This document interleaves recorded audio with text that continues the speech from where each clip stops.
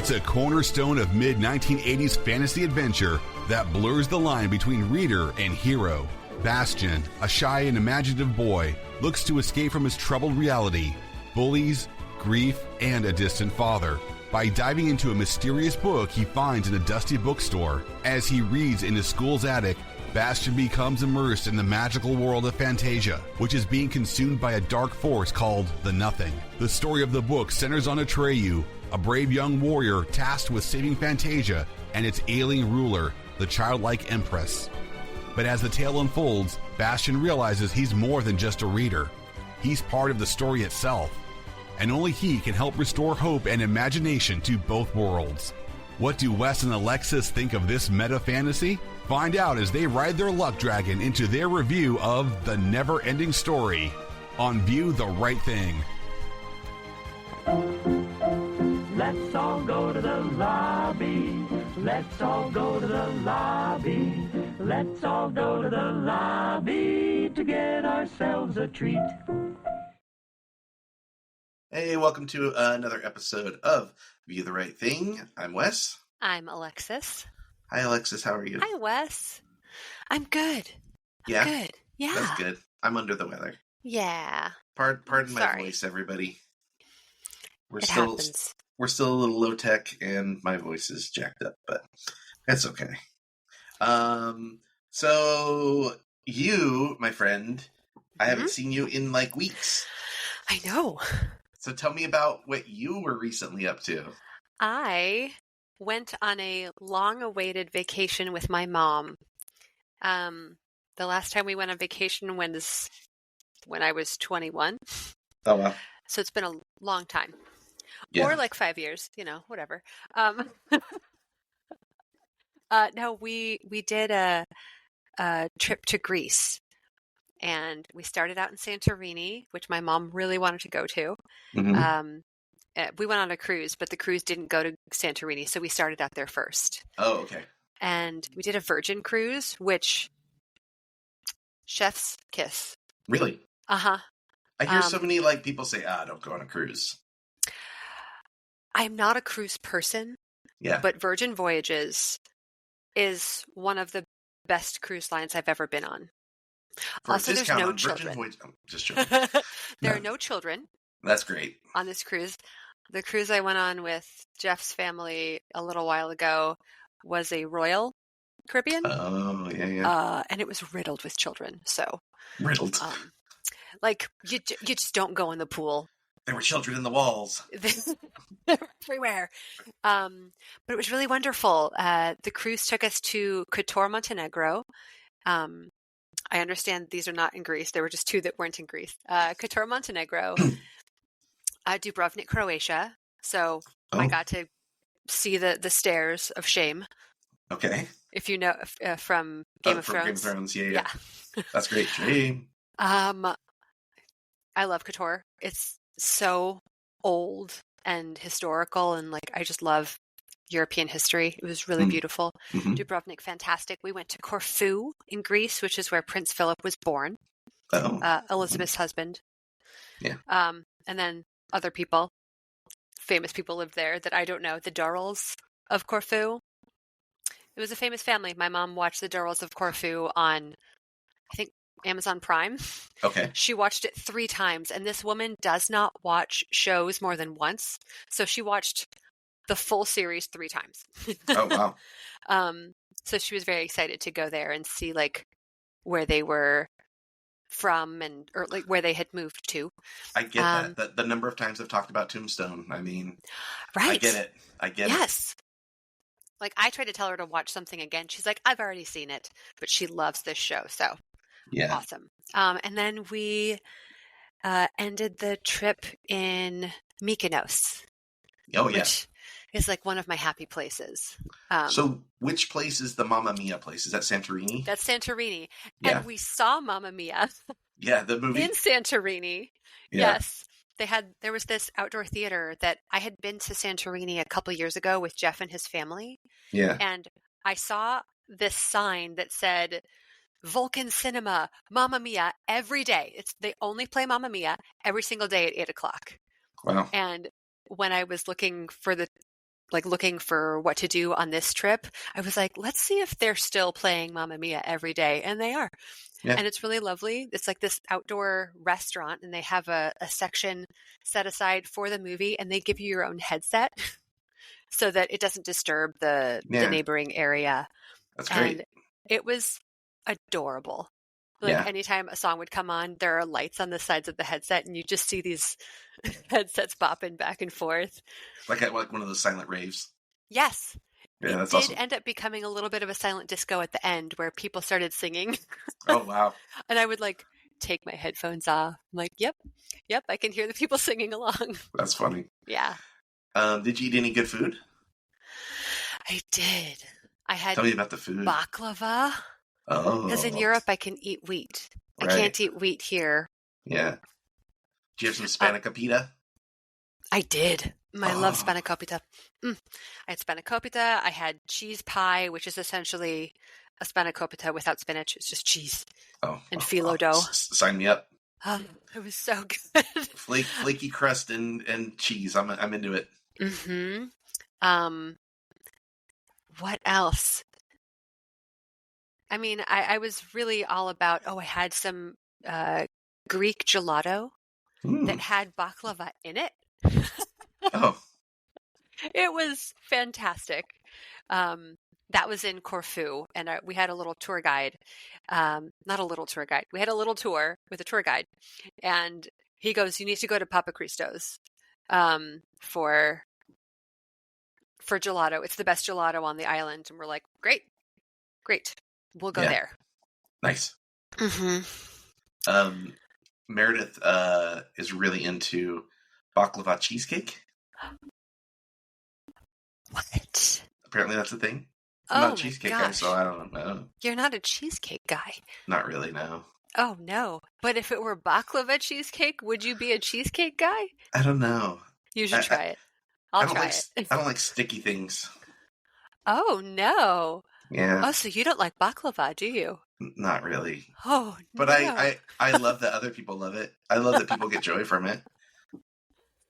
I had dessert at almost every meal, and it was fantastic. That's great. That's great that you had the freedom. Like, the food on the ship was really top-notch. It was so special. Yeah. And like there was no, have you been on a cruise? No, never. I want to go on one, but often they'll have a buffet, which is kind of gross because everyone's touching the foods. Yeah. That's not my jam. But this was set up more like a food court. Oh. And so you could go to the different kiosks. I would like this. I would like that. Thank you so much. Yeah. And oh, it was so delicious. You didn't get room service on your boat? We could get room service, but we chose not to. We got our steps in on that ship. Oh, okay. We got at least 10,000 steps a day. You were talking about how joyful it was to not have the kids present. And I was immediately thinking, and you asked me if I've been on a cruise, like the cruise I want to go on, I wouldn't get that luxury because I want to go on one of the Disney Marvel cruises, like with the, I want to go eat in the Ant-Man restaurant or whatever, so. Oh, is that like Pim's Diner?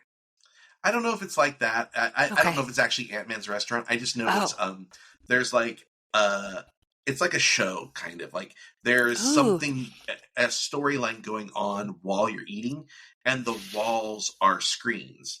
And so they have some characters that like Ant-Man and the Wasp like walk around like in costume with their masks on and stuff.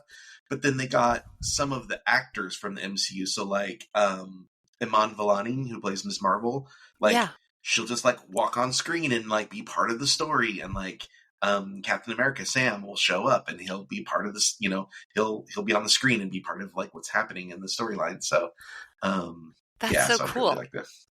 Really like to do one of those. I feel like the people on those cruises might be more well behaved. Maybe. I see a lot about people like talking about like, oh yeah, we just order stuff to their room. And then, but when they go to the restaurants, it looks like a normal sit down, order off a menu restaurant. Like it didn't seem like, I think there are like on the Disney ones, there's like walk up bars that are like, oh, you can get hot dogs and chicken nuggets or whatever from this thing, or a burger or whatever. But Yeah. But like I guess the one like really big perk that people like get really excited about is like at 1 a.m. calling room service and getting a Mickey ice cream bar delivered to their door. Oh, So I don't know. It just seems really cute. Nice. Yeah. Well, we never took advantage of that. If you get one of their like fancy suites, then like if you stay like in the smokestack or whatever it is, you have your own refrigerator, and they just keep it stocked with those little Mickey ice cream bars. Oh my gosh! What? Yeah. Wow. I mean, we had our own little refrigerator, which was great. Yeah. For, I don't know. They had like little takeaway boxes that you could put in there, but gosh, having just like a fridge stocked with Mickey ice cream. Yeah, I know, right? That'd be pretty sweet. Well, this is one of those suites, though, where it's like there's a couch and like room to move about and your own private balcony and all that jazz. That's they're pretty expensive, I think. Oh, if you want those ice cream bars stocked all the time, ready to go, you're going to pay a little extra. Pay the big bucks. Yeah, Mickey wants his cut. But it was really nice to get to spend time with my mom. I bet. Yeah. I bet. And then you had a really long flight back, right? Oh my gosh. So did you stay overnight in an airport? Uh-huh. I stayed up. I had 35 hours of travel.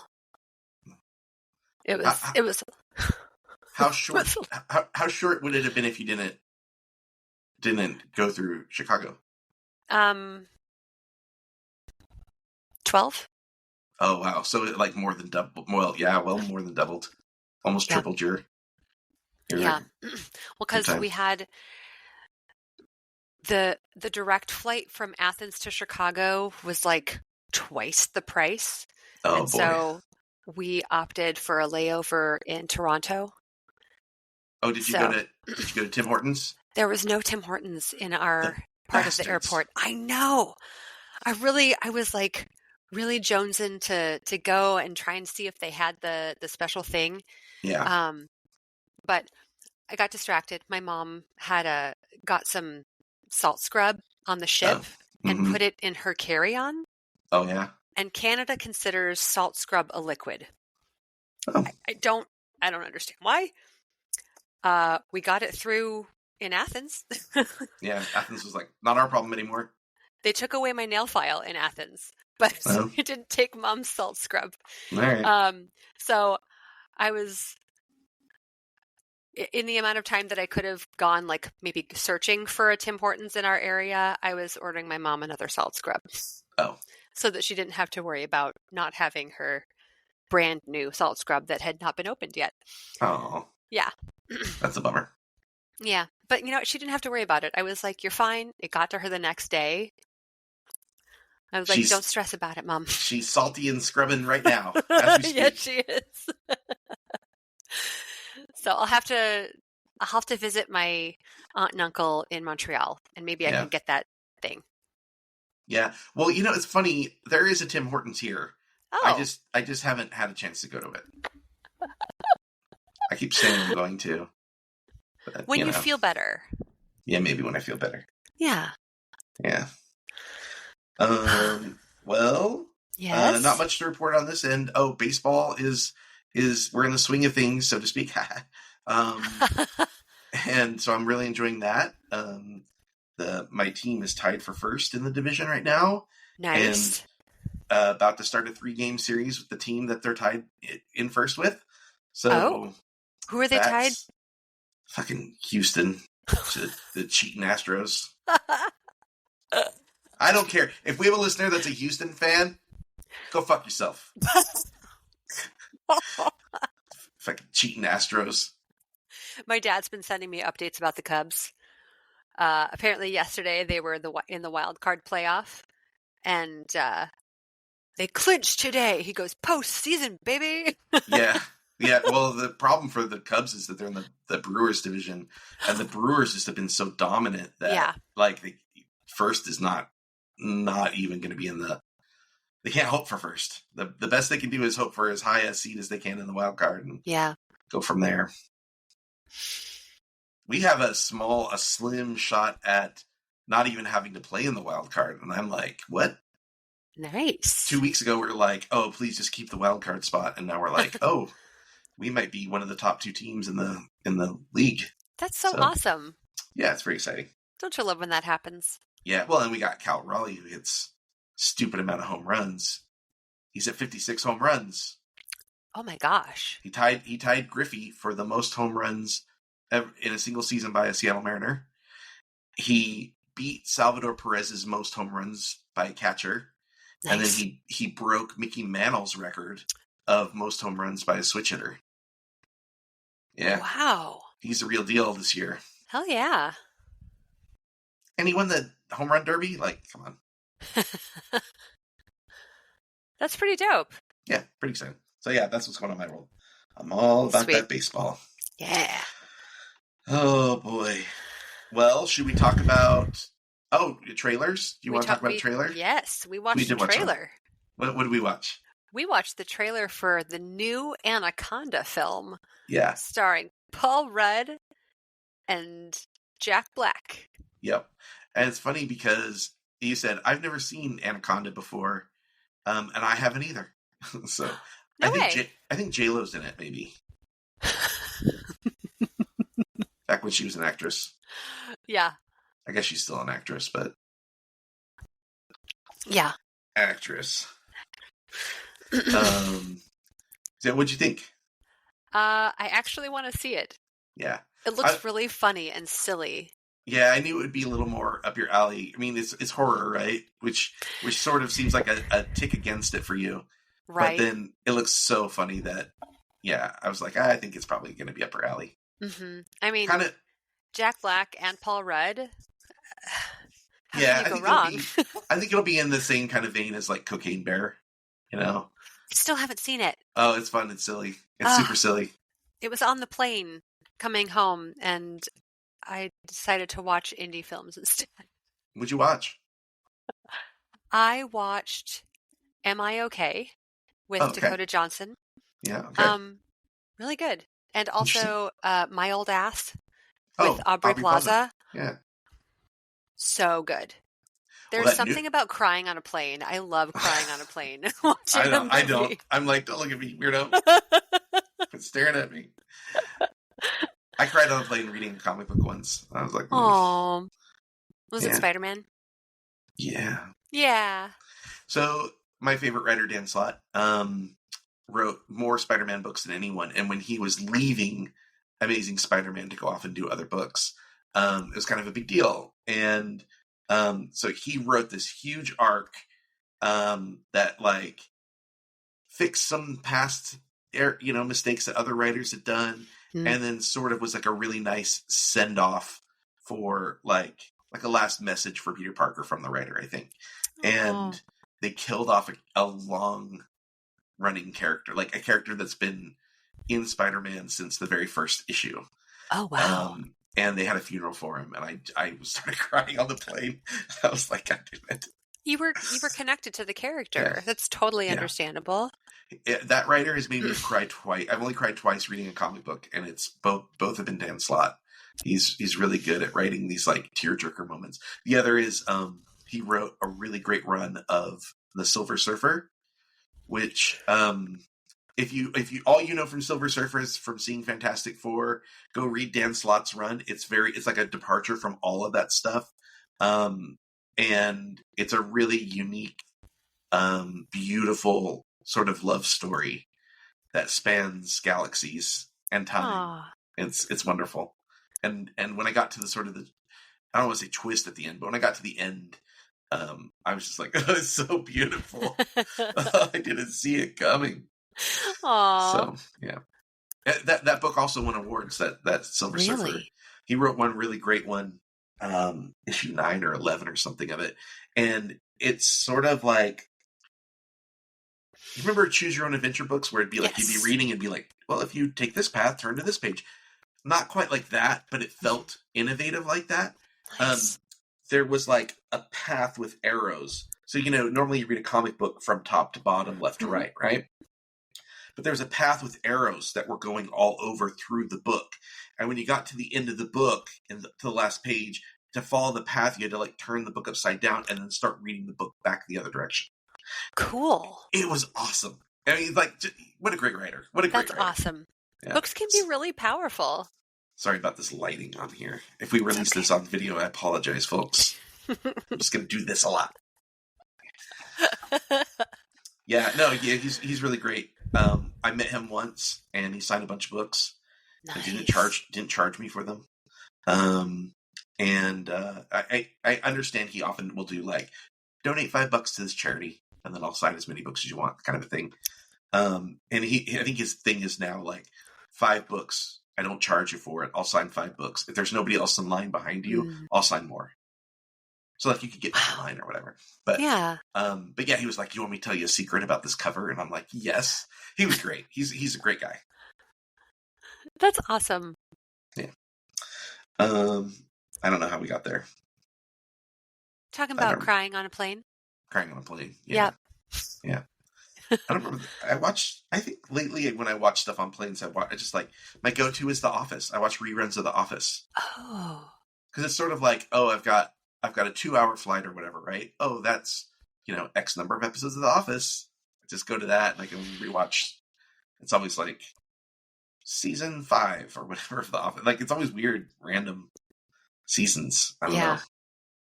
Huh. Yeah. I haven't watched The Office in a very long time. I haven't watched the spinoff yet. I'd like to watch it. The spinoff? Yeah, there's a new spinoff of The Office called The Paper. What? Yeah, it's Domhnall Gleeson. What? Yeah. Oh my gosh. It's out now. It's already out. Good to know. On NBC/Peacock. Oscar Nunez he's the crossover character. The Paper is what it's called? Okay. Yeah. I'm adding that into my notes so that I know what to go and watch later. Yeah. I think it's supposed to be pretty funny. I mean, it's the same people. So that is so cool. Yeah. Nice. Yeah, love Domhnall Gleeson, so. Likewise. You know what movie doesn't have Domhnall Gleeson in it, though? Neverending Story. That's my segue. True story. The Neverending Story does not have Domhnall Gleeson. He was very young, if maybe not alive yet. Surely he was alive, right? I don't know. This came out in 1984. Hey Siri, when was Domhnall Gleeson born? Siri says, no, that's Tom Gleeson. That's not the right person at all. Hey Siri. Let's see if we can get her to work. When was Domhnall Gleeson born? Domhnall Gleeson. 1983. He was born. A baby. But he was born. He could have been a baby in this. They could have had a baby in this if they wanted. They could have had a baby. They had Deep Roy. Younger brother. They did have Deep Roy. All right. So we watched Neverending Story. Alexis, what was the Neverending Story about? The Neverending Story is about a troubled boy who dives into a wondrous fantasy world through the pages of a mysterious book. Yeah. Did you enjoy this movie? I loved this movie. When was the last time you saw this movie? Like a year ago. Oh, I was absolutely a child the last time I saw this. Really? I probably haven't seen this since the 80s. If I had to guess. I think I watched it a bunch when I was in the 80s, when I was a kid. But I don't think I've seen it post 1990. Wow. I would be real surprised.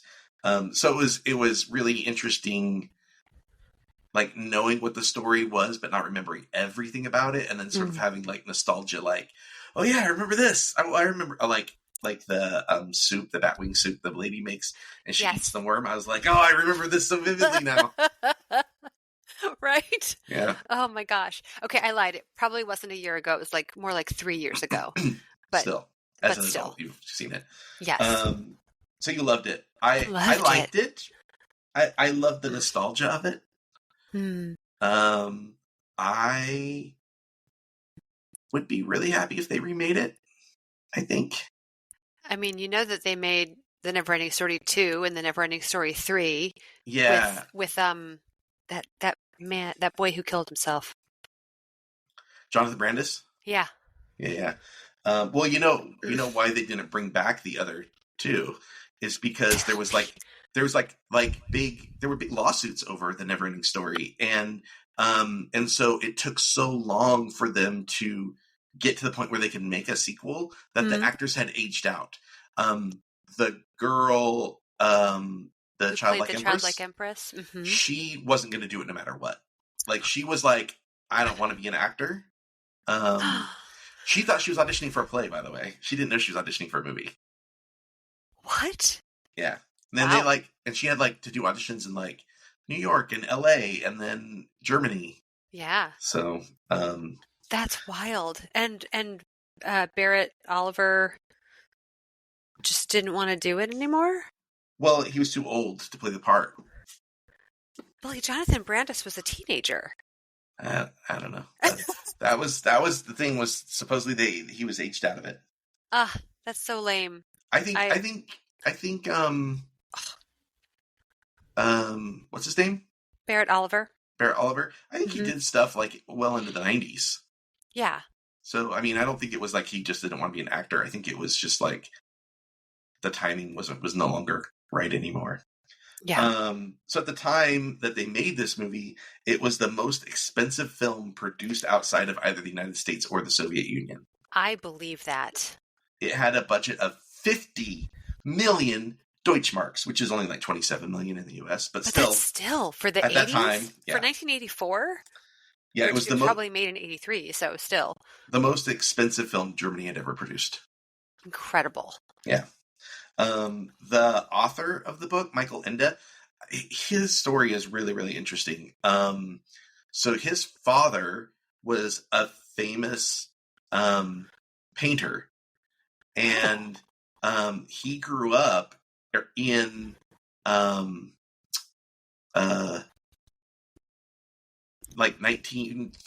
1940s Germany. Holy cow. And so his father, most of his paintings were destroyed in bombings and stuff. And there was a huge desire by the fascists to destroy a lot of art because the freedom of expression wasn't allowed. And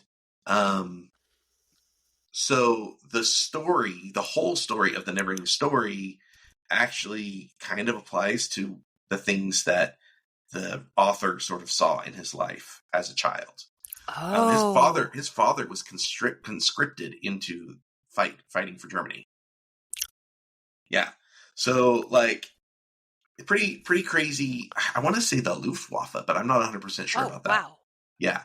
But I'm not 100% sure. This movie is only the first half of the book. And so that's sort of one of the reasons why I'm I feel like they could remake this. And I think this movie is 30 to 40 minutes too short. Really? I think the runtime is great. I feel like the exposition we get is a lot of just telling somebody you gotta go here, you gotta go here, you gotta go here. Mm-hmm. There's no room for a lot of character growth. And I think it would have been really nice to I would love if there's flashbacks between Bastian and his mom. Let's solidify that storyline and sort of the grief that he's suffering, along with the grief that the people of Fantasia are suffering, and the grief that Atreyu ultimately feels with his horse. Mm-hmm. And I just think that there's room for a lot of development that could be really interesting and make the story feel a little bit more solid. I felt like it was just we're just getting things thrown at us, and it I just wanted to live in the world a little bit more, Yeah. So I could take another 30 minutes or so. It's funny. I always felt like it was a longer movie than it actually is.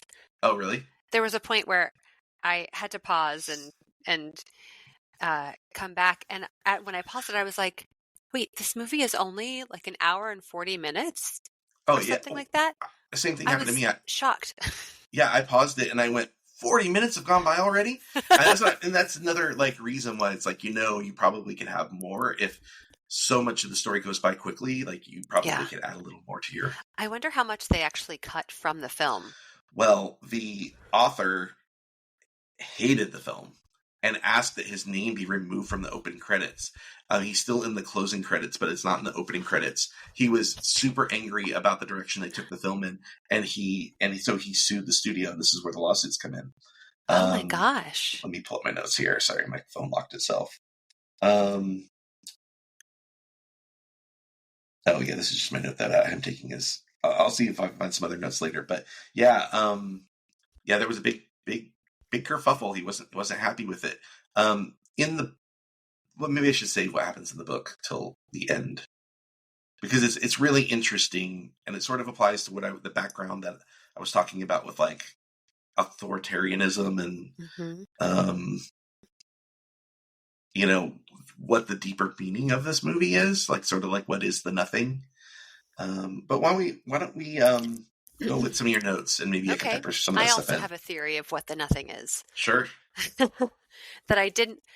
I've seen this movie probably at least 100 times. Yeah. And I noticed so much this morning.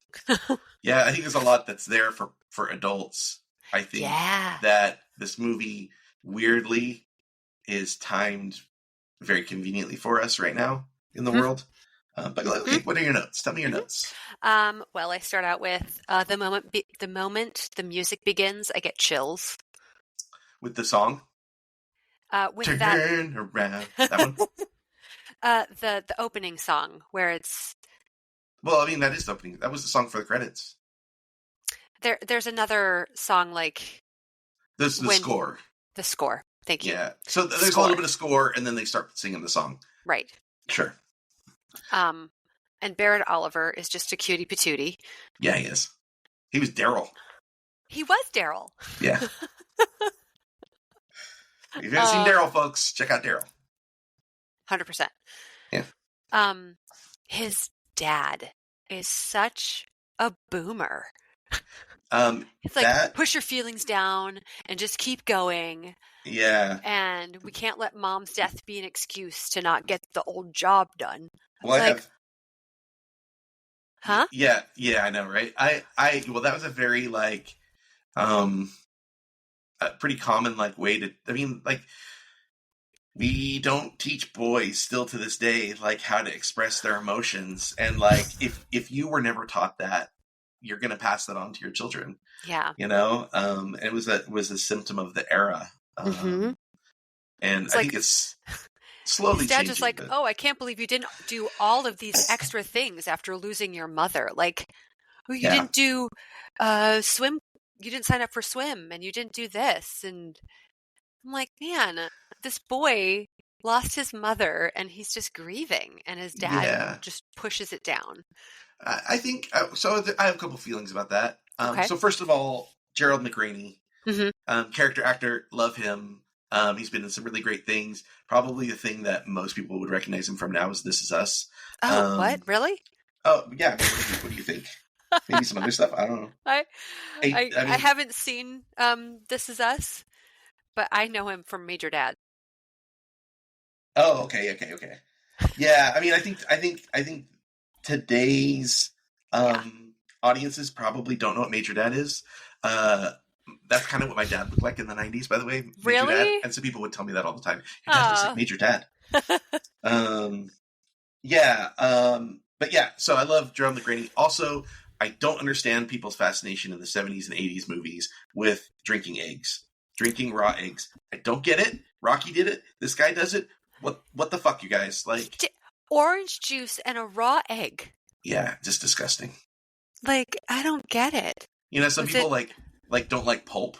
It's like, well, you don't like pulp, try a raw fucking egg in there. See how you like it then. Blah, blah, blah. Yeah, what was that? Was it like a way to get extra protein or something? I guess. It's just so gnarly. Just do oyster shooters, I guess. Yeah, I think there's something interesting about the dad talking about those things. It's funny because how I kind of saw that scene was a dad not knowing how to like communicate with his son, and sort of like basically telling his son, I'm paying attention to you, and I see that all the things you used to be interested in, you're no longer interested in, and I'm worried about you. But it just comes across in that like such an 80s dad, like it's boys very don't harsh. cry kind of way. Yeah. But that's kind of how I saw the vibe of that. But yeah, to each their own, I guess.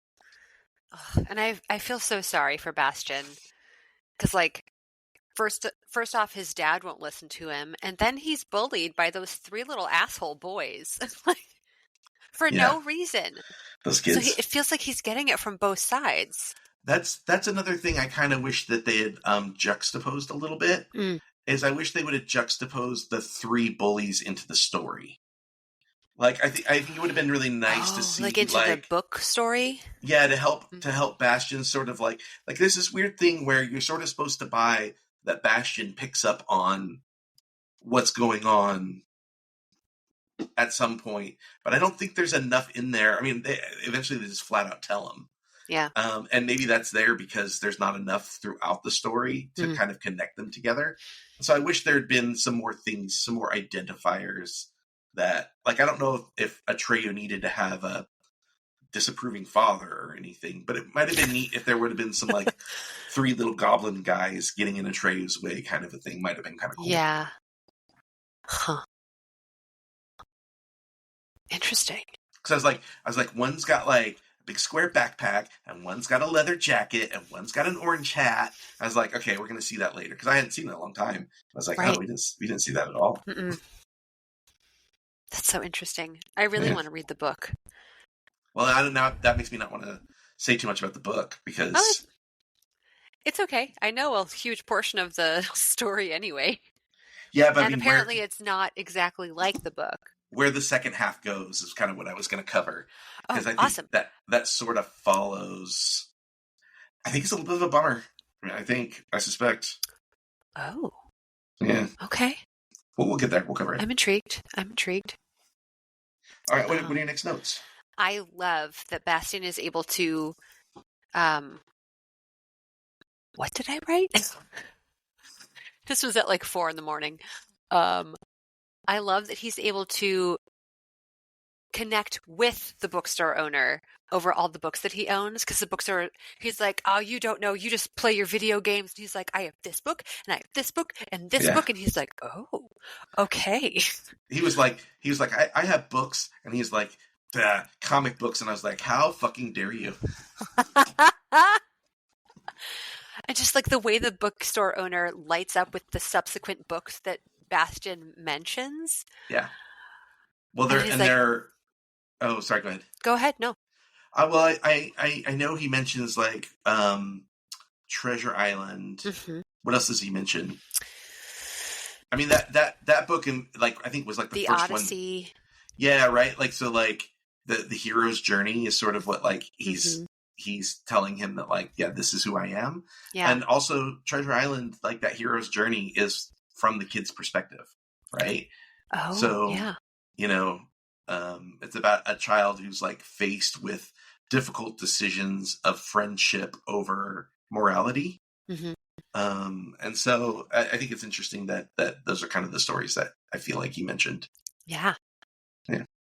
And it's interesting that he's like, oh, well, your books are safe. He's like, this book is not for you. And he's like really making it so interesting. Like this book hides it under a thing. Yeah. You don't want this book. You're not ready for this book. And I'm like, you know that you're just making this boy want to read this book so badly. Oh yeah. The old reverse psychology. You're right. Yeah. And I just enjoyed that he took it and left the note. Yeah. I don't worry. I'll bring it back. All right. And then Bastian goes to school, doesn't actually go to class, goes to the attic, which I feel like it's not the first time he's gone to the attic to avoid school. Mm-hmm. He knows where the key is. There's a key to the attic. And the glass is broken out. Right? Yeah, he's done this before. Right? Like, I wonder how many times he went up there to hide and read. I almost wonder if there was like a storyline that, like a piece of the story that we didn't get, like something that was on the cutting room floor. Yeah. Like maybe this is like the thing that students dare each other to go up there because it's scary and like nobody ever does it, right? Mm-hmm. Like again, like there's so many opportunities to like tie in things that you see that they don't really explore in this film. Yeah. Like facing your fears, which he does do later in the film, right? Like he gets the wolf head falls on him, and he sees all the skulls and stuff, and he like starts to leave, and then he's like, "No, I got to be brave like Atreyu," right? Yeah. So, I felt like they could have explored some more of those things. Yeah. And then he starts reading the book, and I gotta say, one of my favorite characters is Rockbiter. Oh, really? Yes. I like the snail. Oh, you like the snail? I like the snail a lot.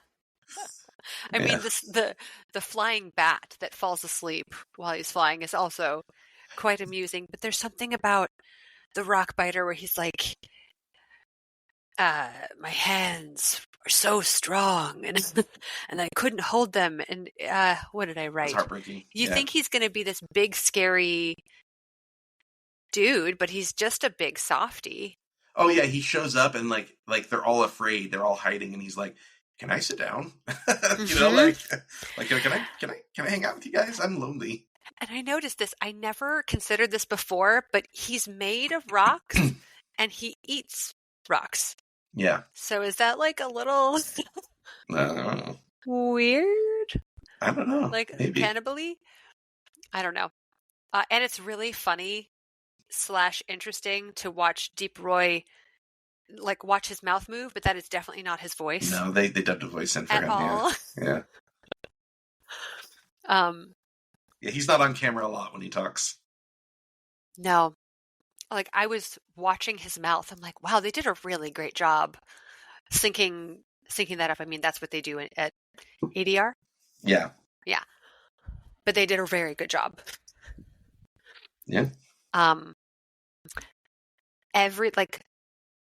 When I was a kid growing up in Chicago, there are tons of thunderstorms. Like the sky looks like it's going to open up and swallow you. And so every time I saw a big storm coming, I thought I would call it the nothing. I'm like, the nothing is coming. Yeah. Because it looked that terrifying. Oh, right. Mm-hmm. There's some visuals in this that I was like, and I know Stranger Things did the song on the show, but there are visual. Oh, right. Neverending story. There are some visuals like the sky lit up red, that really like makes me feel like probably Stranger Things pulled some inspiration from this film. Yeah, I wouldn't be surprised. This is a Wolfgang Petersen film, by the way. Your dad knows him from Das Boot.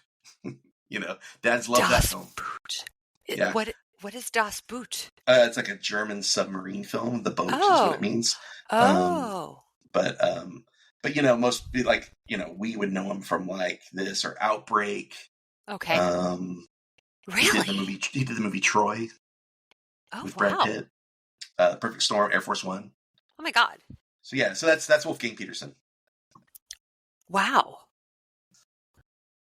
Was this like one of his first films? No, Das Boot was before this for sure. Oh, okay. Das Boot was like a big international big deal. Wow. Yeah. Cool. I'll have to ask my dad if he's ever seen Das Boot. If it's a military film, he probably has. I know he's going to say yes. I just know it. Knowing what I know about your dad, he's going to say yes. I'll be shocked if he says no. I'll write that down. Das Boot. Dad, have you seen it? Let's see here. Okay. It's funny you mentioned the bat that hangs upside down. Yes. There's a really I thought it was a hilarious gag that I don't know if I've ever noticed it. Well, or I wouldn't have noticed it as a child, but when all the creatures are going to the ivory tower, which what a fucking name, and the little goblin dude that flies on the bat is like looking in a window. Yes. And the bat just like comes in real slowly upside down from the top of the frame. I was like, I bet they were dying laughing when they shot that because it was hilarious. It was so funny. They did some really great stuff with that film. Yeah. It was very clever. Yeah. And God, Fantasia is absolutely stunning. Yeah. I think in the book it might be called Fantastica. Oh, that. But it's also German, so Yeah, like the creatures that were in that little area when the man came out to speak about how the childlike princess. Empress. Thank you. Childlike Empress was dying. Yeah. There were some really fantastic costumes. Like, I don't know if you noticed the huge head people. They blinked and stuff too. Mm-hmm. Yeah, I noticed them. There were like fish dudes. Yeah, the fish dudes off to the side. I was like, I want to know about the fish guys. I made that note actually. I was like, I kind of want to know what the fish guy story is. Yeah, those people with multiple faces. Oh yeah. It was so cool. Like those costumes had to have been a huge chunk of their budget. Yeah. And I agree. And you only see them in that one scene. Yeah. So they had to have, I feel like they had to have cut more. Right? There has to be more. Like there has to be more with those. Like those amazing costumes just for that one scene. It's incredible. Yeah.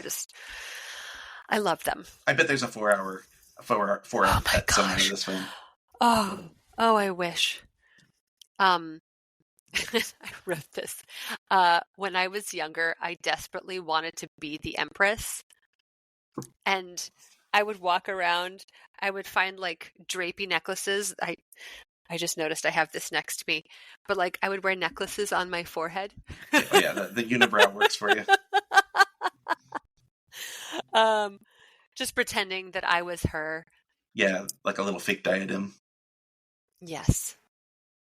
And I wrote, there seems to be a mysterious link between her and the Nothing. Yeah, they're definitely tied together. Like her illness is tied to the Nothing. Mm-hmm. And in the book, sorry, the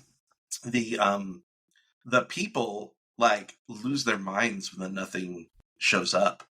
Like they don't know what to do with themselves, so they just hurl themselves into the Nothing, and they become something else. Which is we'll cover that a little bit. That's a little tease for you. Okay. But, yeah. Awesome. The Orin, the necklace that is the emblem on the front of the book, is still so incredible. Yeah. Like I when I was younger, I was obsessed with finding something similar to that. And like side note, my uncle's family passes down these snake rings. Oh yeah. Like all of the men in the family have this snake ring. It's a pinky ring. And when my aunt met him, I was like, he's connected somehow. But I also realized like his family is from Germany and Austria, so maybe it's a German thing. They're called schlongs. What?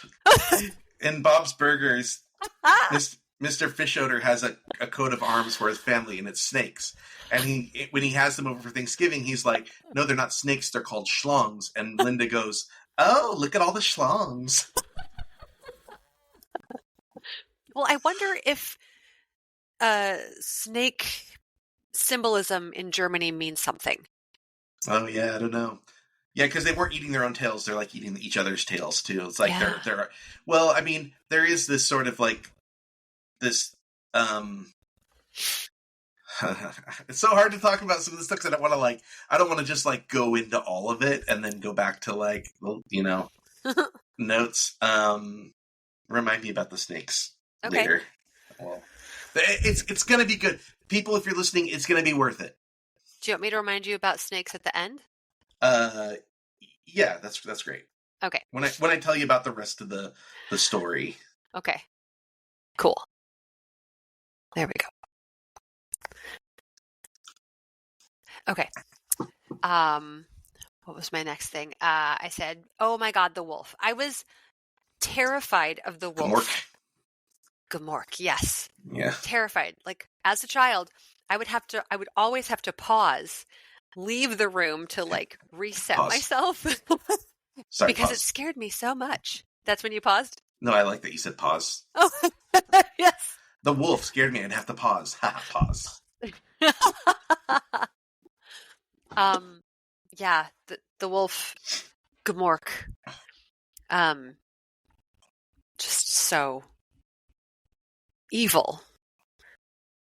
He just seemed like pure evil. Yeah. He kind of, this is so weird, but Gmork felt like the bad guy from Willy Wonka. Slugworth. Yeah. Yeah, no, He I kind think of you're gave right off on with that. Slugworth vibes. Well, yeah, I mean, he's working for the bad guy. Yeah. That's what we come to find out. Yes, indeed. Oof. And then the Swamp of Sadness. Well, Go ahead. Oh, I was just gonna say, let's talk about Atreyu, like, being introduced too. Oh. Yes. Atreyu, played by Noah Hathaway. Uh-huh. Atreyu means bold guardian, which is kind of cool. Oh. And this kid, like, I thought all the kids were like standouts. I thought actually the kids in this movie were better actors than any of the adults in the film. For most of the adults in the film. Yeah. Like a lot of the people who are doing like really character-y stuff are doing such big caricatures that I'm sort of like roll my eyes a little bit at it. But like the kids are like really, really grounded. And I thought Noah Hathaway in particular was like really like on point from the very beginning. He rolls up and he's like, "You called for me. I can fuck off and go fight Buffalo." Like, you know, like, you know, I don't know. Yeah. I just thought it was really, really impressive. I agree. And the kid, I always thought he was British, and he's from LA. Yeah. Well, he went through it on this film. You were about to talk about the Swamp of Sadness? Yeah. Yeah. So,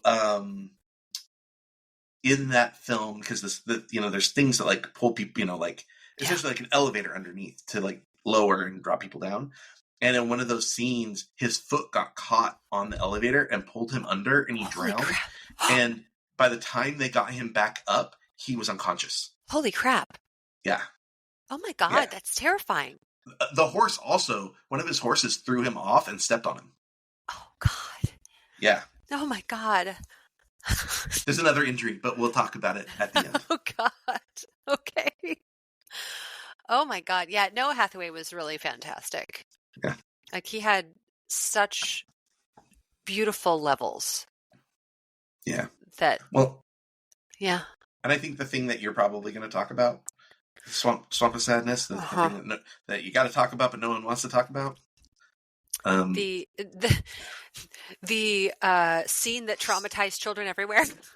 Yeah. With Artax's horrible death. Mm-hmm. Because he let the sadness consume him, and that's what this he swamp. Gave up. He just gave up, and yeah. I never noticed the bubbles coming up from where Artax had just sank. Like you watch him, essentially. I mean, we know he died, breaths. But like, yeah, the bubbles get smaller. Oh, yeah. When Noah Hathaway does signings at like conventions and stuff, he has like a bowl or like a jar that's full of dollar bills, and he tells people if that caused you so much trauma that you needed to see a therapist as a child, take $1. Like pretty cool. That is pretty cool. Oh, yeah, that was such trauma, so traumatic. Yeah. And it shows how powerful and strong. What was his character's name?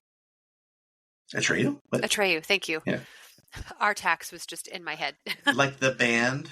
Like the band, yes. It shows how strong-willed Atreyu is, because he doesn't let the death of his favorite companion pull him into the darkness. Not at that moment. In that moment, okay. I was going to say, doesn't he? Yeah.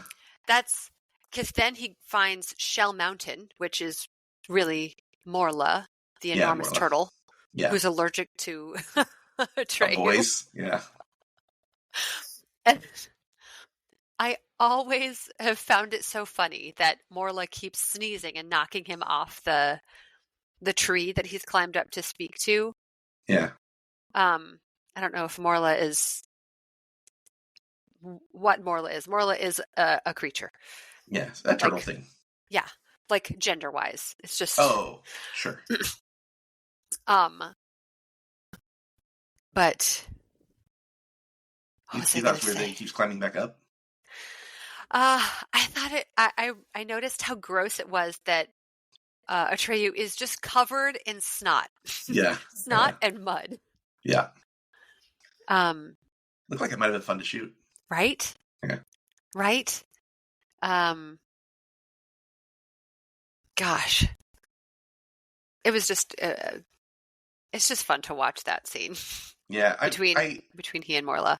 Yeah, I wonder how big the turtle was in real life. Like, Right. what was he looking at? You know, yeah, because they definitely did some stuff with like force perspectives, and then they did some stuff. It looked like to me that they used plates in some of this, where they, like it's a pretty old school, like dates back to like Charlie Chaplin era, where they would paint glass, like paint the scenery in the glass, and then there would be like spots where there wasn't paint, which is where you'd like your characters would be and stuff, right? Yeah. And so it did look like there were some matte paintings in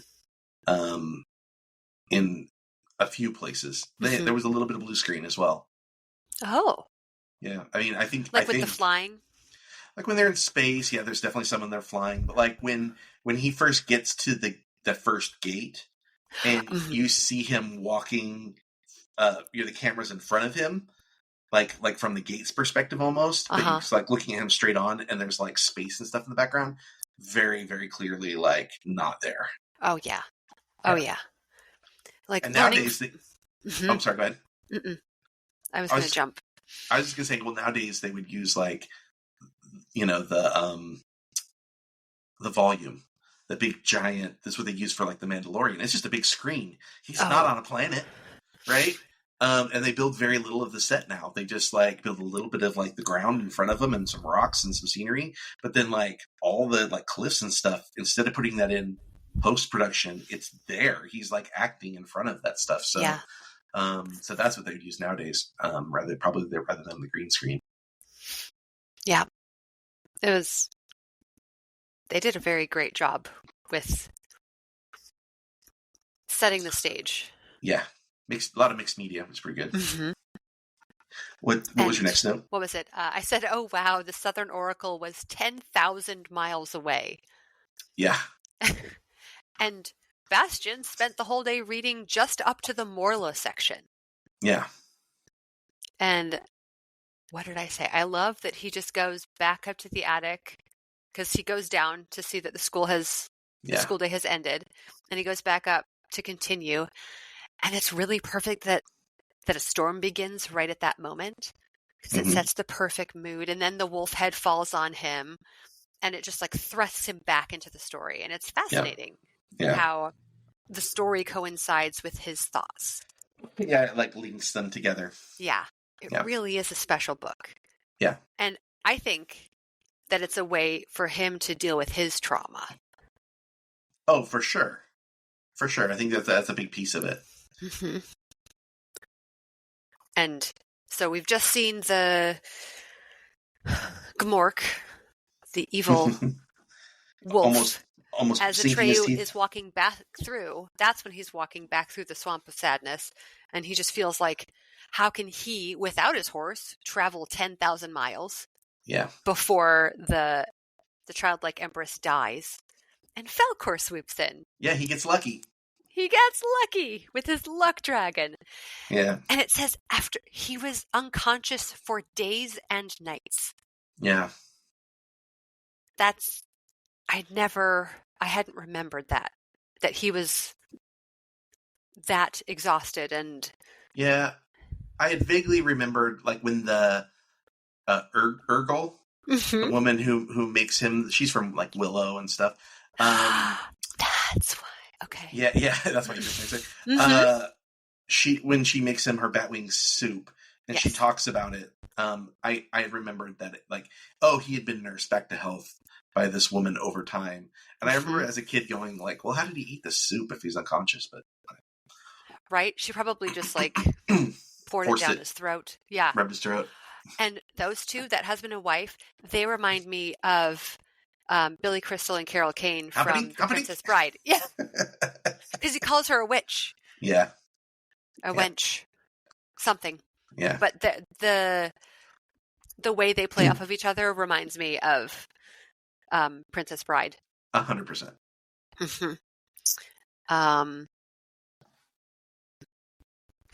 And while Falkor should be scary, he's so delightful. So I know somebody who's never seen this movie and has only seen pictures of Falkor and is a little like frightened of him.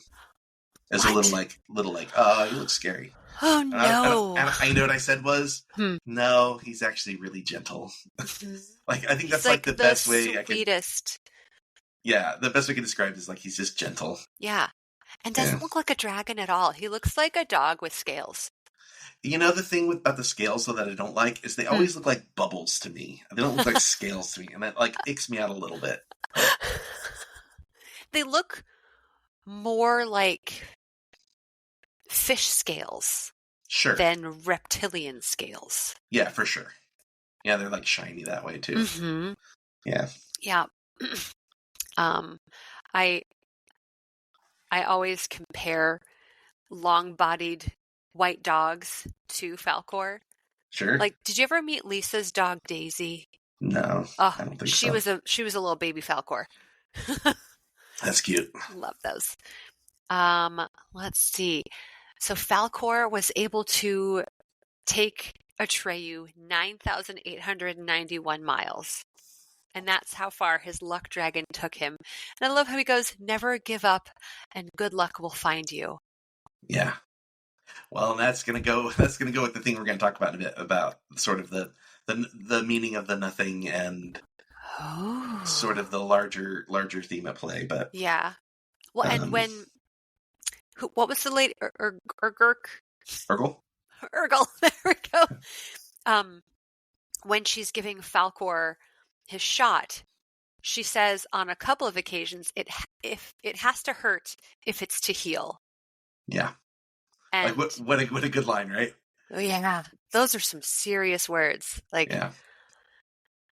another thing that Bastian needed to hear. Yeah.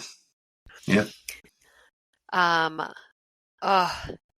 And when the scientist takes him up to show Atreyu the oracles, the first, yes, I love the play with levels because it makes, like, from where they're standing, when the scientist looks through the telescope looks enormous to him, but then when Atreyu goes to look through it, it's tiny. Yeah. What am I trying to say? The scale. Thank you. Yeah. The scale. I'm just going to make these hand gestures until you figure out what I'm trying to say. No, I got it. Yeah, the scale was really cool how they did that. And like even like jumping back a scene when she hands him the cup, and to her the cup is this big, and when he takes it, it's like a tiny little cup. Yeah. When he first walks up to the cave, it looks like a normal cave, but then he gets close to it and it's like, oh, it's tiny. Yeah. These are tiny people. Yeah. And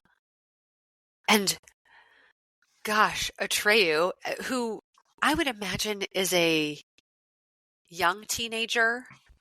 Sure. If that. Yeah. Like maybe 12. That's what I was thinking. Yeah, 12.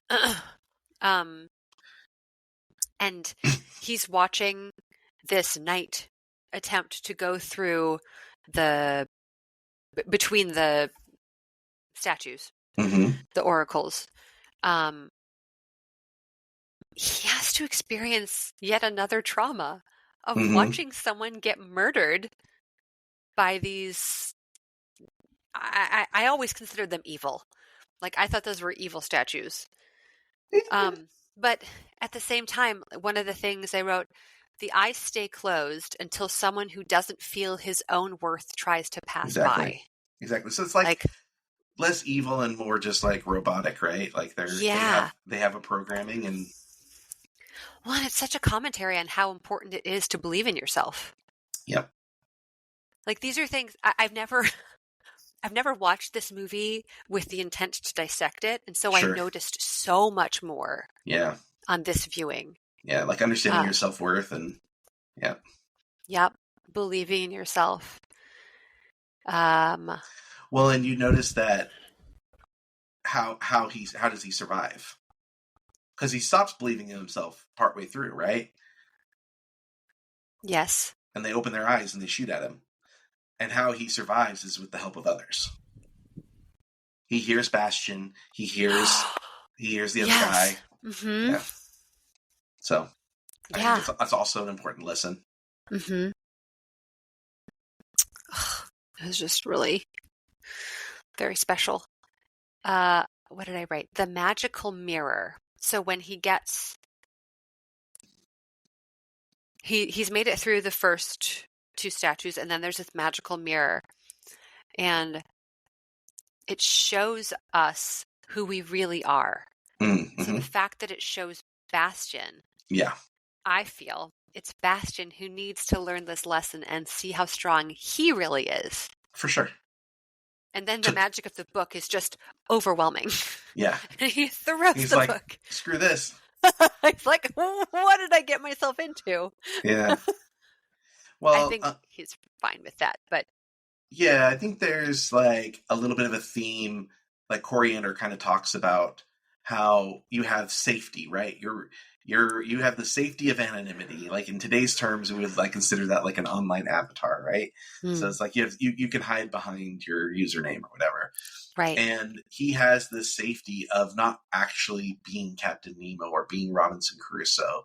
And now for the first time, he's given a responsibility that he doesn't know that he's ready for. Mm-hmm. And so he rejects it right away, which I think is really interesting. Yeah. What is it? So Atreyu gets to the second, like the actual oracles, the Southern Oracle, and that's when. Is that when they say only a human child can give the Empress a new name?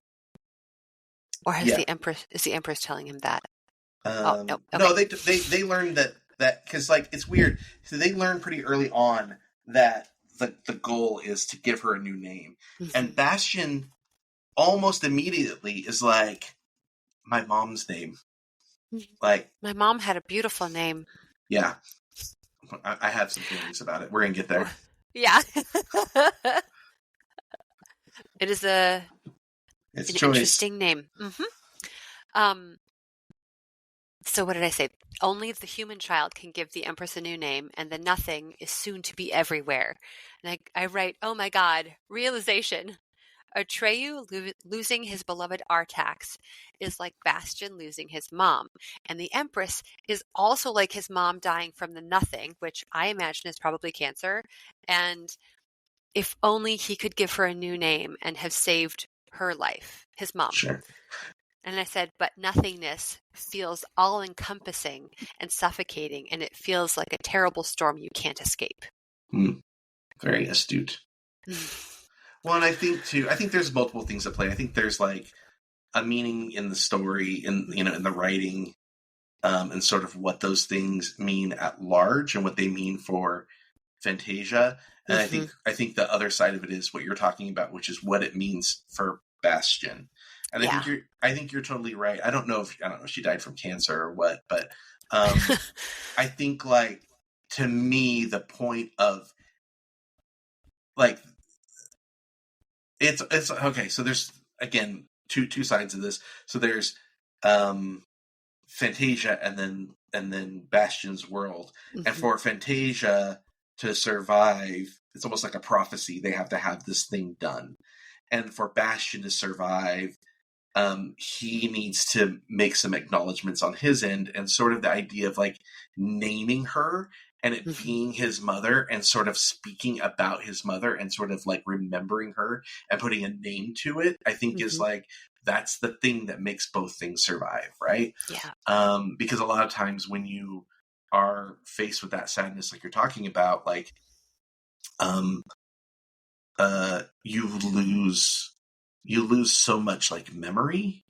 I remember after my dad died, like, maybe 3 months later, I had a panic attack, and I started like Des saw me like I was tossing things around in the bedroom, and she's like, "What are you doing?" And I was like, I need to find this videotape of Christmas.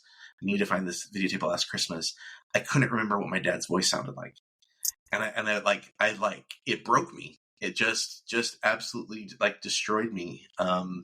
And it's so things like that are overlooked and not talked about. And so I think like sort of forcing yourself to like relive things sometimes and to like keep that memory alive is really, really important. And I think that's sort of what the movie's saying for Bastion. And I think that's to your point. Yeah. I never noticed all of the layers. Yeah. I was just like, this is a story. Yeah, this is Look at Muppets. this story. Yes. But like Jim Henson? I didn't mention this before. Was it Jim Henson? I don't know. Yeah. Was it? Oh. I'm pretty sure I saw Jim Henson's name at the beginning. I wouldn't be surprised. I know Steven Spielberg was heavily involved in this. Like he was dealt with. So Wolfgang Peterson and Steven Spielberg were friends, and Spielberg helped a lot with like the marketing of this, and like a lot of the editorial stuff. And so the Orin, the actual necklace, is on the wall behind Steven Spielberg's desk to this day. Stop it. Yeah. I really want one. I don't know. Just breaking a Spielberg's Amblin office and you're gold. Okay. Let's go. All right, I swear I saw, I don't know. It's fine. I don't need to look for it right now. What's the next thing that I saw? Okay. So the world is starting to fall apart because of the nothing. And Atreyu happens upon Rockbiter again. That's part of the hands. By this point, yes. At this point, Rockbiter has lost Deep Roy? Roy Deep? Deep Roy, yeah, sure. Deep Roy and the scraggly looking dude with the bat. And the bat. And the snail. And the bat and the snail. And I wrote this down because I've always loved this line. They look like big, good, strong hands. I always thought that's what they were. He's like, I couldn't hold on to them. The nothing pulled them right out of my hands. Yeah. Like the nothing will be here any minute. I'll just sit here and let it take me away too. And then he remarks on his big, strong hands. I was like, you try to hold on to what you don't want to lose, and it can still get taken away. Well, Rockbiter in that moment too is kind of where Atreyu is when Atreyu sort of gives up in the swamp. You know? Yes. And then Atreyu, he's flying with Falkor, and then he falls off of Falkor and lands in this crazy land. And it's wild that I'm going to say I never noticed it before, but like I was just paying attention more. He sees pictures on the wall, the paintings of what he's done. Like he sees the writing on the wall. Yeah. And Atreyu is able to see what he's endured and survived, which I feel like invigorates him and gives him the strength to fight back with Gamork. Because Gamork is like, I was looking for Atreyu, this great warrior, but I lost him in the pit of despair. No, that's that's Princess Bride. The swamp of sadness. Yeah. They're very similar. And when he fesses up to I am Atreyu and kills Gamork, I don't know, it was like he didn't have to doubt himself anymore because he knew how powerful and how much how powerful he is and how much he was able to persevere over this last couple of weeks, months, however long. Yeah. So the Gamork fight was the other injury. They only got one shot. So two things happened. One was one of the claws on the giant paws hit him in the face, and almost took out his eye. And the robot hit him so hard that knocked him on the ground. He knocked all the wind out of him. So they were like, "Yeah, that's the only shot we got." So, moving on. Oh, God. Poor Noah. Yeah. Oh, man. Jeez.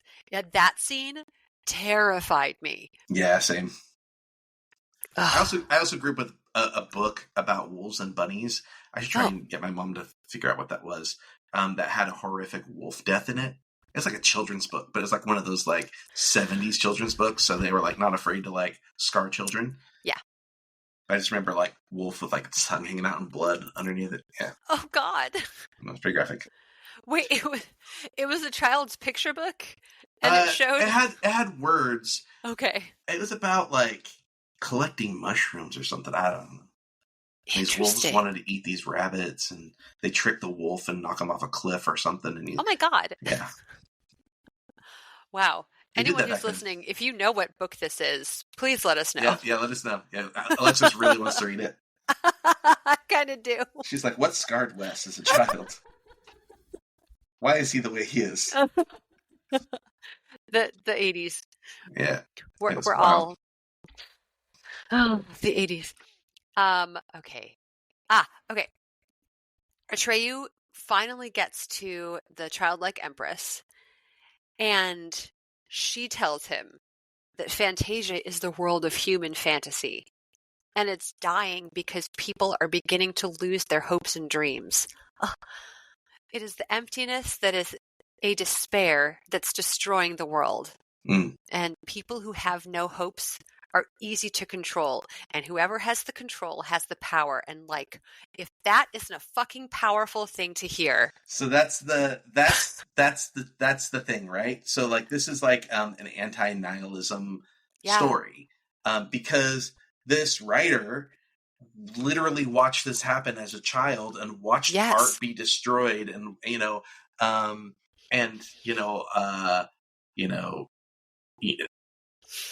German philosophers, we're not going to go through names, but German philosophers will say that like how you defeat nihilism is through like creation.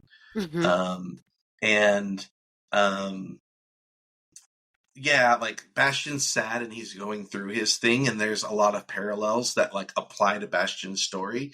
The truth is that it's about it's like bigger than that. It's like, it's about not giving up. It's about not allowing people to like convince you that the world is so bad, because, like how we see things right now is people will convince you that you just can't win. And it feels that way a lot of the time, that the bad guys are going to win no matter what. And so you might as well not even try. And so you give up and you stop creating, and you stop feeling joy, and you stop naming things and remembering things. And then you're consumed by nothing. Yes. So that's you spotted it perfectly here at the end. Oh, it was so powerful. Like, I got the feels. Yeah. Well, and then they do a device for the storytelling itself, which I really love, which was she's explaining to Atreyu that you've brought him on your journey this entire time, and he's brought others with him on his journey. And it's like, they're talking about us. Is this fucking play about us?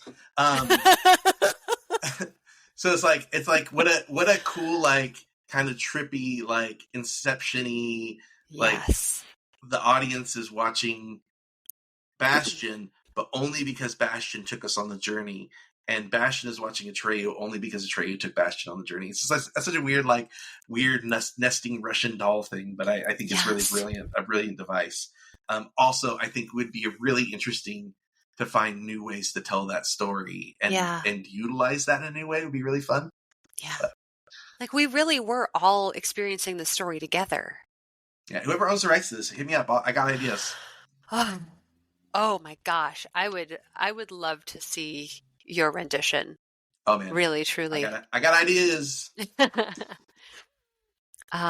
Okay. Then watching Bastian realize that he's the one who's been listening the whole time.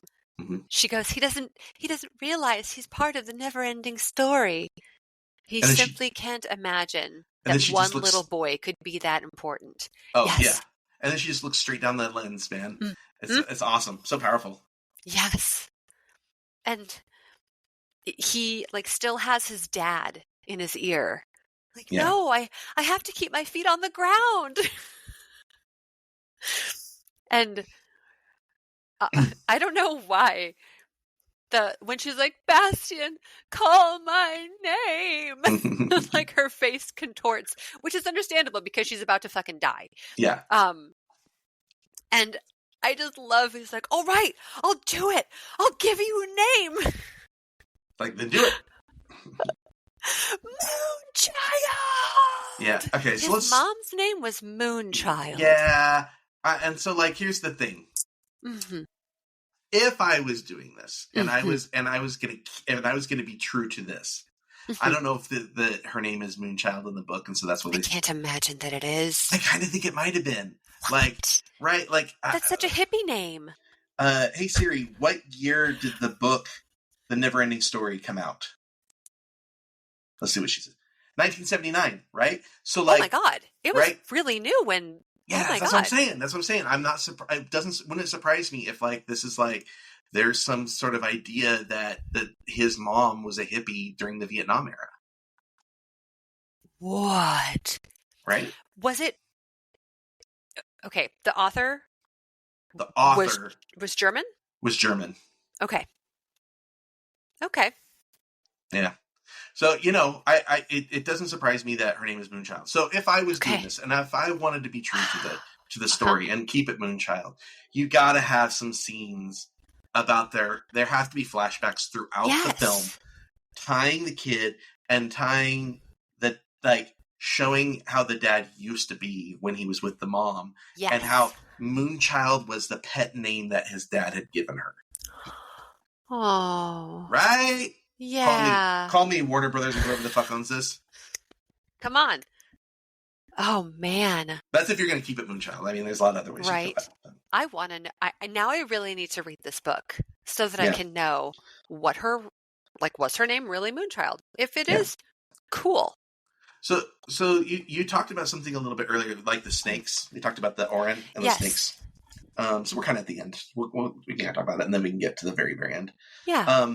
So, like, one of the things that this movie does that, if you listen to our Psycho episode that I did with Beatrix the kid, Darling Beat. Sorry, not Beatrix the kid. Darling Beat. She goes by many names. You have no idea. I talked about it in the Psycho episode 2, where, like, these films deal with this, like, concept of duality, where there's, like, a positive and a negative to things, and that's sort of like what Atreyu is sort of going through. That's what Bastian is sort of going through. And when you look at the Orin in a very, like, really clear way, you have, like, a gold and silver snake, and they're, like, two parts of an opposite, right? So, like, one's head is at the top, one's head is at the bottom, and they're eating each other's tails. They're not cyclical. They're a part of each other. And that kind of goes in with, like, the mirror and stuff, is, like, sort of knowing that there's, like, another side to this.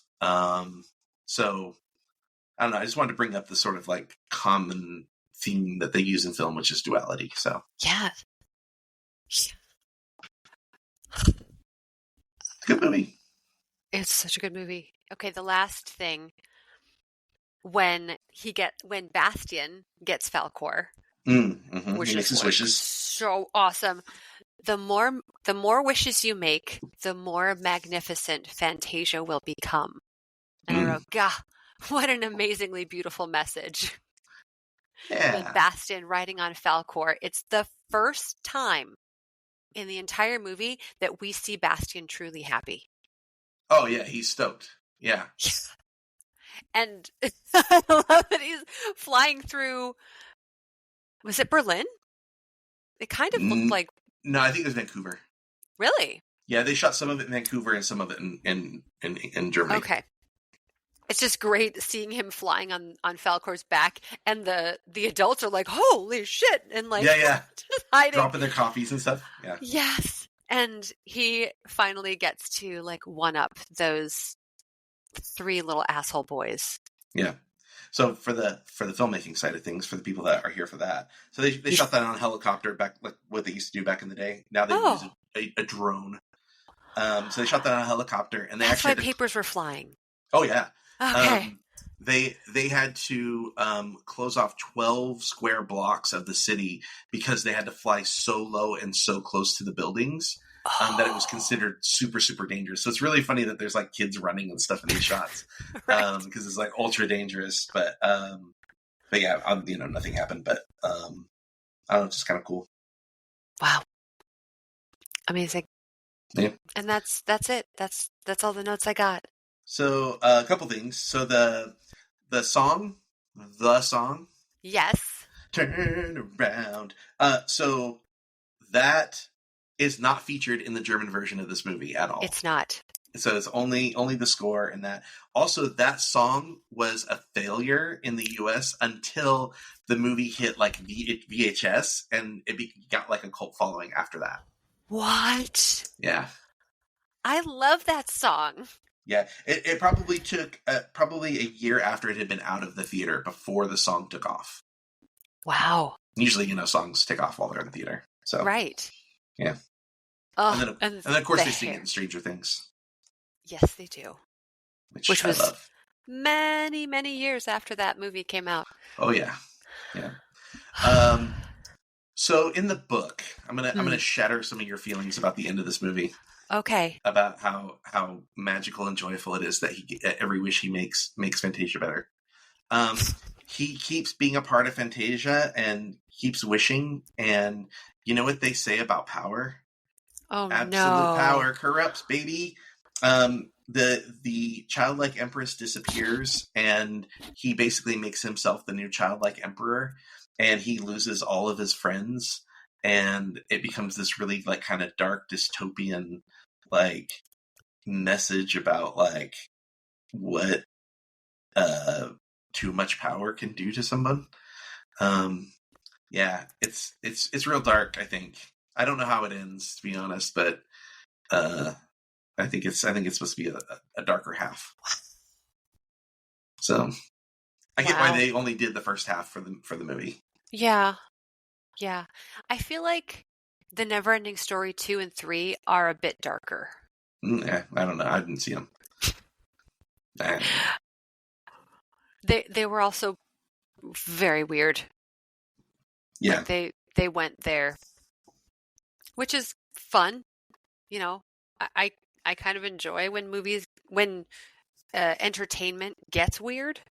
Mm-hmm. Because like so often in life you have to try and like be normal. Yeah, I just don't want it weird for the sake of weird. Sure. I want it to live in a world that it makes sense that it's weird. Oh. Okay. Like I don't want stuff to just like come out of nowhere. Like for example, like there's like Coen Brothers movies like True Grit, which True Grit's like amazing, but then like just dudes come out of the fog, like weird ass dudes like in bear furs, and they don't like impact the story in any way. They're just there for like a moment of weirdness, and it's just like wasn't their version a remake? Yeah. Was that not did that not exist in the original? Okay. Just like no. It's just strange. They do stuff like that a lot, and fine, it is what it is. But yeah, I just don't. That's kind of like one of the reasons why I'm not really a Wes Anderson fan, is because like it's just like wacky for the sake of wacky, rather than just like being a I don't know. Yeah.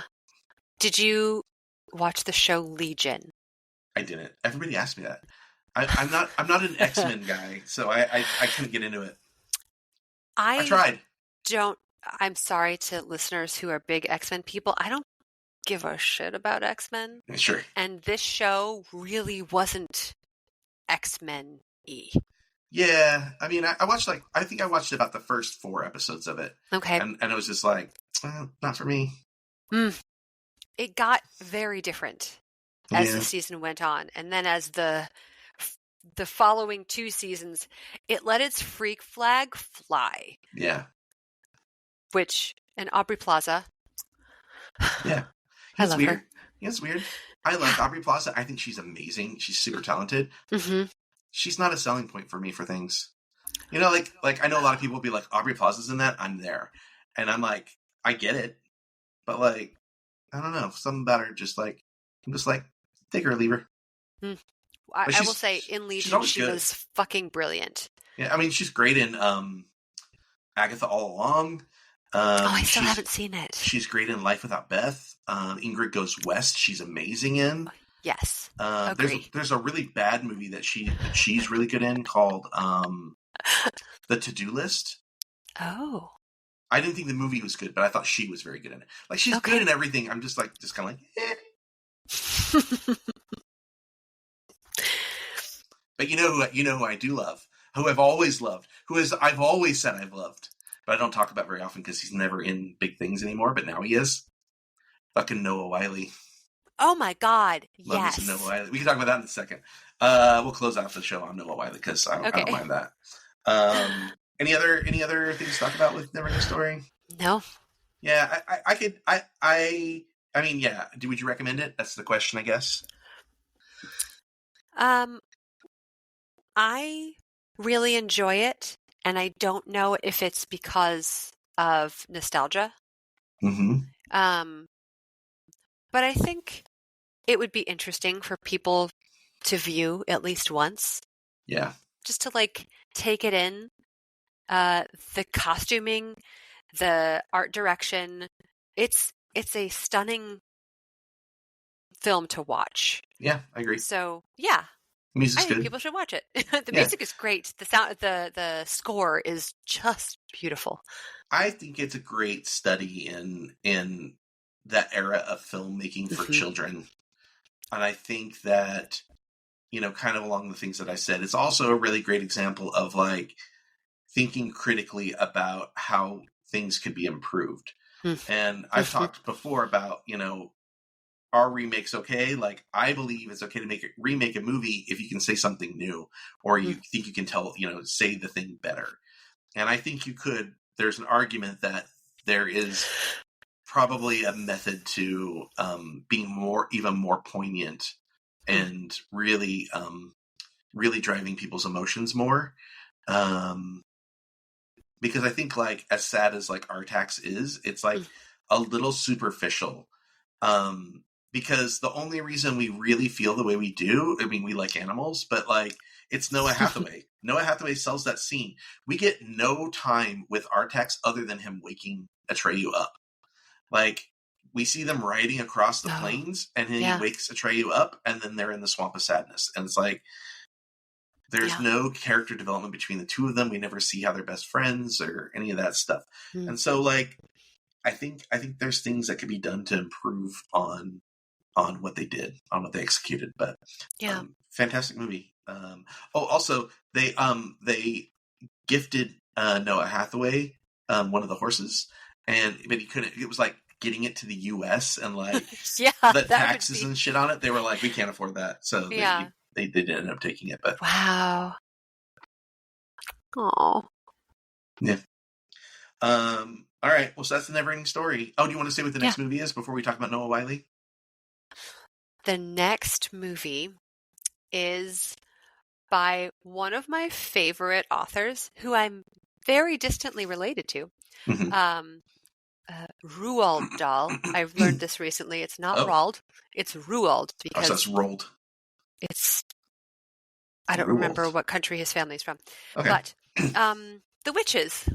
The OG The Witches with Angelica Houston. So I either haven't seen it or I think I haven't seen it. Oh my gosh. I think I was like averse to it when I was a kid. I think I maybe saw it when I was a kid. So now keep in mind that, kids are fickle and they have weird biases. And I think I maybe saw this movie as a girl movie.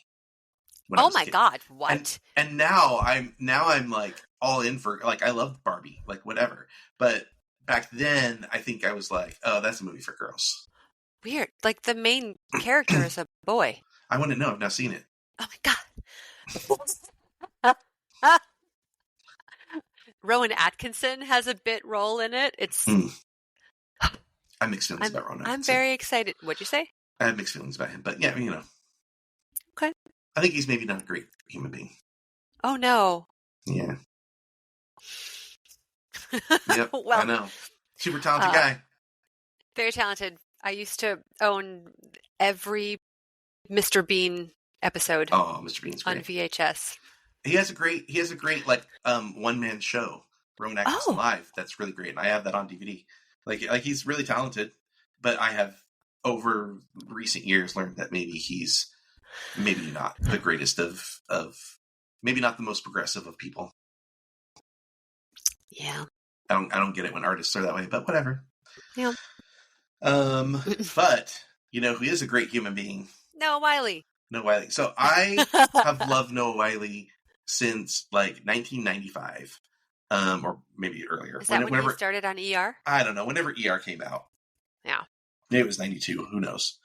It was on for 15 fucking years. 94. So, 94. That's close. Wow. Yeah. I've always loved Noah Wyle. I have multiple times, even as recently as maybe a few years ago, have been Dr. John Carter for Halloween. What? Multiple times. As a teenager and as an adult. Suspenders, lab coat, stethoscope. Yeah. And so I've always been a really big fan of his, and was so sad to sort of like watch his career kind of like he did that Steven Spielberg Alien show. And that I don't know if that hurt his career or what, but like after that he's doing like really like low budgety sci-fi channel stuff, and I don't know, it's really sad to see that because I've always thought he's such a talented actor. And then him and Scott Gemmell and John Wells, who created ER, got together to do a new show, and it was originally envisioned to be the sequel to ER. It was going to be John Carter again. And I think Warner Brothers was not interested in doing it and revisiting that. And so they just changed the location from Chicago to Pittsburgh. Wow. And now we have the Pit. So good. And he just won an Emmy. He won an Emmy. The show won an Emmy. The nurse. And Sean Hattasey, who played Jack Abbott, also won an Emmy. Because they do another set of Emmys like the week before the creative Emmys. The creative Emmys. He won a creative Emmy for that character. That's incredible. I don't know like what the actual award is, but yeah. Wow. Catherine Lanassa is the woman who plays. I was so happy. Nurse. I was so I don't want to get too much into spoilers, but let me just say I was really happy to see her in the trailer for the new season that comes out next year. Yes. Have you watched The Pit? Have you watched all The Pit? I haven't finished this season. Finish the season. Then so I don't know why you say that. Finish the season. No way. It's what a phenomenal show. So it's really beautiful. It's super, super accurate.